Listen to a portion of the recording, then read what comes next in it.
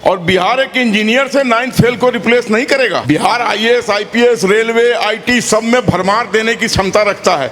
वहां आप कह रहे हैं कि बिहार के सबसे पढ़े लिखे नेता तेजस्वी यादव, अरे वो तो 9th फेल है। ये साहेबुद्दीन का नारा लगाने वाला तेजस्वी यादव बोलता है साहेबुद्दीन अमर रहे। जो चंदा बाबू को 2 बेटे को तेजाब डाल के गला को मार दिया गया था और उसके बाद 2014 में उसका एक बेटा बचता है। जब कोर्ट में जाकर गवाह देता है तो कोर्ट में उसको एनकाउंटर करवा के गोली मारवा देता है। उस आदमी को आप अमर रहे के नारा लगा रहे हो तो कहीं ना कहीं बिहार की जनता समझ गया बिहार में जंगल राज नहीं आएगा। बिहार चुनाव को लेकर के एक बड़ी अपडेट सामने आ रही है। बिहार के सबसे ज़्यादा पढ़े लिखे नेता जो अपने आप को कहते हैं, उनकी अवैध टिप्पणी पर आप क्या कहना चाहेंगे जब उन्होंने सूत्रों को मूत्र बता दिया?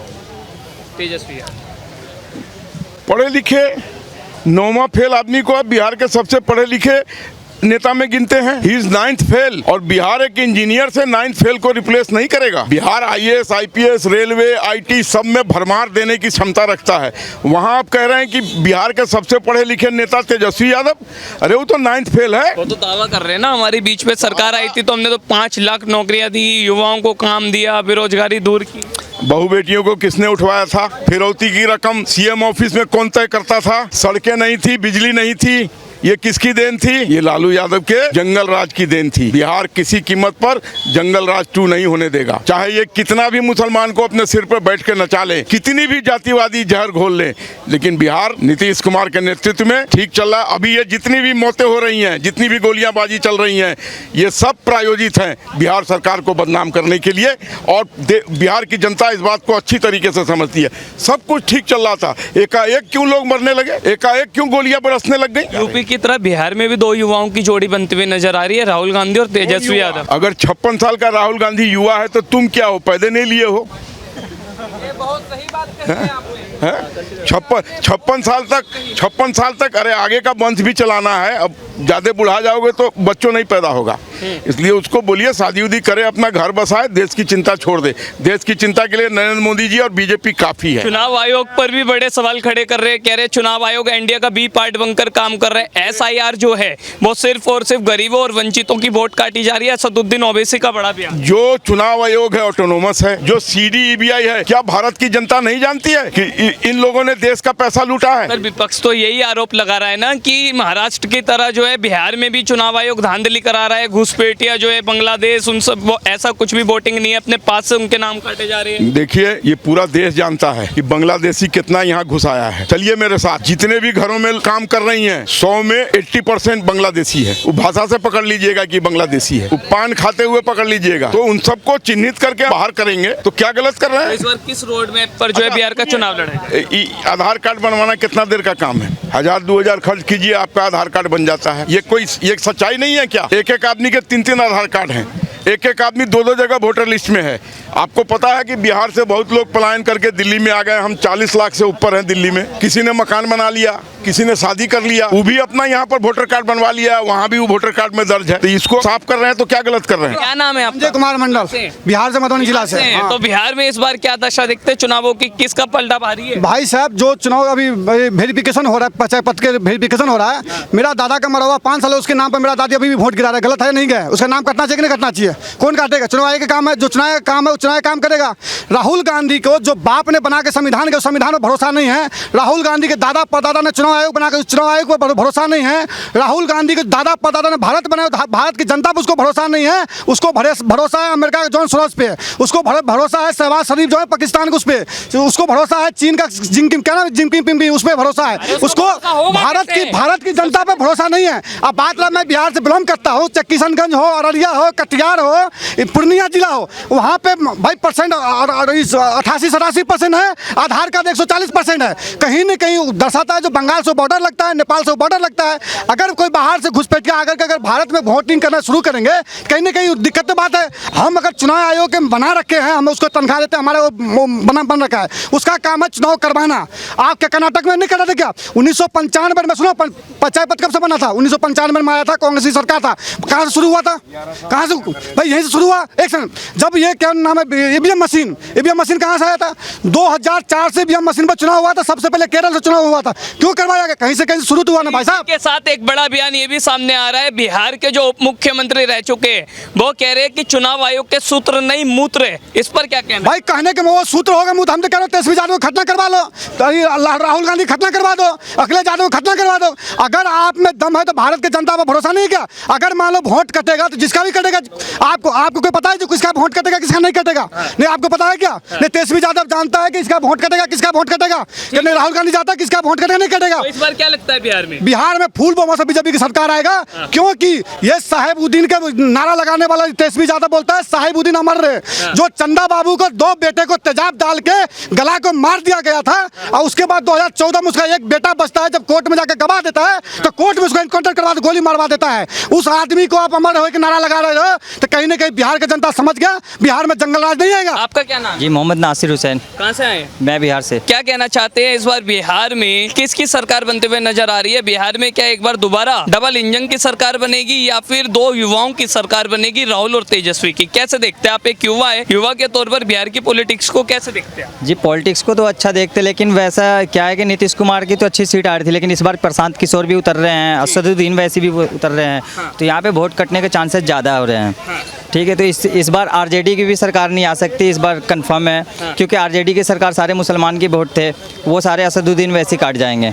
और उसके बाद नीतीश कुमार का ही चांस ज़्यादा बन रहा है। प्रशांत किशोर आए हैं मैदान में, अभी इनका नहीं बता सकते कुछ कि क्या। युवा के तौर पर अभी जो है नीतीश कुमार ने युवा आयोग की भी घोषणा की है, तो युवाओं के तौर पर आपकी क्या समस्याएं हैं जो सरकार के खिलाफ आप उठाना चाहते हो और उनका जो है आप चाहते हैं कि समाधान होना चाहिए? समाधान तो मेरा ये इतना बड़ा समस्या है कि मैं दूसरे क्या राजनीति में क्या समस्या है बताइए? समस्या मेरी ये है कि मेरी पूरी फैमिली को गन पॉइंट पे रख करके मेरे ज़मीन पे 90 लाख रुपए ले लिए गए हैं और मेरी पूरी फैमिली को गन पॉइंट पे रख के 2 बार धमकी मिली है, जो कि मैं आरजेडी सांसद राजा राम सिंह और आरजेडी एमएलए भीम सिंह यादव, जो मैंने सबको ट्वीट, आरजेडी के नेता है दोनों? आरजेडी के नेता हैं दोनों, जो मैंने और एक सांसद? हाँ जी, जो मैंने दोनों को करा है। और जो गन पॉइंट पे मुझे ऐसा फैमिली को धमकी दिया है, वो मेरी फैमिली को धमकी देने से पहले वो उठना बैठना है उनके साथ। सांसद और धमकी दिया, मेरे ज़मीन पे 90 लाख रुपये ले लिए उसने, 90 लाख रुपए लिए, मैंने FIR कर दिया मेरी मम्मी ने, मेरे घर पे कोई नहीं है, मैं ही हूँ सिर्फ। मुझे जान मारने की कोशिश की गई, वो लोगों ने कहा केस छोड़ दो।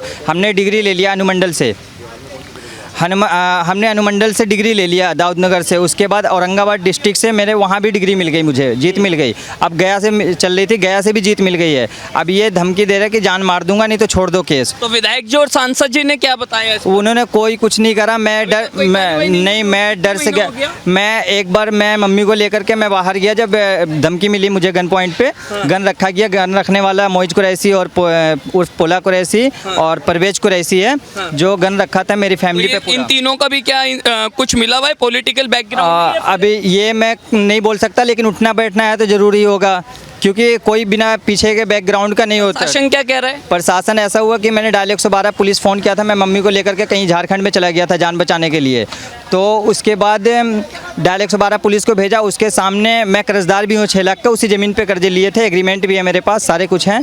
तो वो ज़मीन कब्जे कर लिए, वो ट्राउचर करवाया, हरास करवाया गया, मेरी पूरी फैमिली को हरास करवाया गया, जो कि मैं फैमिली को लेकर वहाँ था। डायल 112 पुलिस को मैंने फ़ोन किया, वहाँ पे भेजा मैंने। मेरी 2 सिस्टर हैं, तो घर पे सिस्टर ही थी सिर्फ, तो वो सामने में ये बोले, पुलिस के सामने बोले कि मैं खून का दरिया बहा दूंगा घर पे। तो मैं जब पुलिस के सामने सेफ़ नहीं हूँ, पुलिस नहीं कर पाई उन लोगों का, तो मैं क्या कर सकता हूँ? मैं तो आम नागरिक हूँ।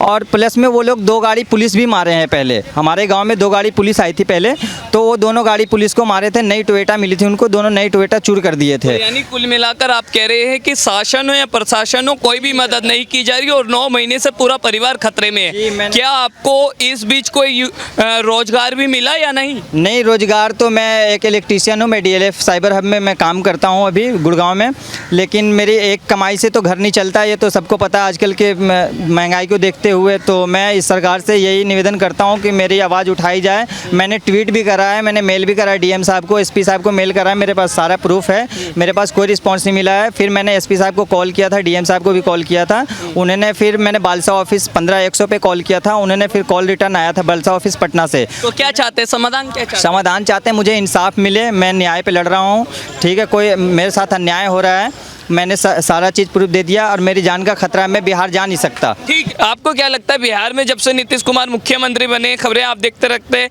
बिहार आगे बढ़ा है या नहीं? मुझे एक बात बताओ, आपको पता होगा पिछले 2017 में ना गुरु गोविंद सिंह जी का 350 साल बनाया गया। हाँ जी। ठीक है, वहाँ लगभग लाखों के किस्म से श्रद्धालु गए थे। उनके रहना खाना पीना सब वहाँ से अच्छा सा गया। न्यूज़ में भी सबने लगभग देखा ही होगा किसकी सरकार थी, नीतीश जी की थी ना उन्हीं की, तो उन्होंने किया काम बहुत अच्छा।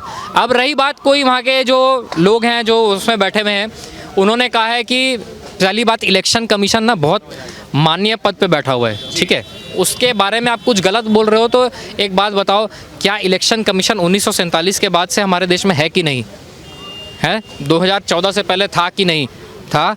ठीक है, अब मुझे एक बात बताओ, अगर हमारा ईवीएम हैक बोलते हैं, ईवीएम में कुछ छेड़छाड़ कर रखी है, पिछले साल या पिछले साल ही आम आदमी पार्टी की सरकार पंजाब में बनी है, कैसे बनी है? ठीक है, कैसे बन गई? ईवीएम में तो छेड़छाड़ थी। क्या बीजेपी ने दान दे दिया पंजाब? इतना बड़ा स्टेट, बॉर्डर स्टेट, क्या बीजेपी ऐसे दान देगी? नहीं देगी। सबसे पानी का वहाँ पर सबसे बड़ा स्रोत है, सबसे बड़ा वहाँ पर कृषि का सोर्स है ना? नहीं, तेजस्वी यादव तो चुनाव आयोग के सूत्र को मूत्र भी बता रहा है। यही तो है, एक पढ़े लिखे आदमी को, मतलब एक होता है ना कि अगर आप एक लीडर देखना चाहोगे, वो लीडर आपका क्या होगा? आप उसको देखोगे कि ये मेरा लीडर है, ये मेरा नेतृत्व करेगा। क्या मूत्र शब्द बोलने वाला नेतृत्व करेगा? आपको लगता है?